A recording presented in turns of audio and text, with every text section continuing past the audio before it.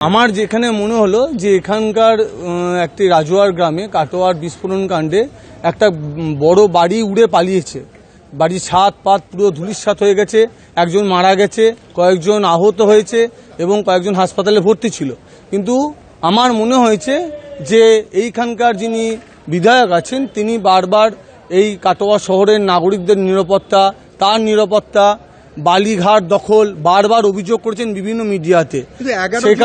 সেখানে দাঁড়িয়ে আমার মনে হয়েছে যে এইখানে এই বিস্ফোরণ কাণ্ডে প্রকৃত তথ্য তুলে রাখার জন্য অবশ্যই বড় ধরনের তদন্ত দরকার, যেখানে প্রশাসনের পর একজন বিধায়ক আস্থা রাখতে পারছেন না এবং বলা হচ্ছে যে বালিঘাট দখল নিয়ে লড়াই।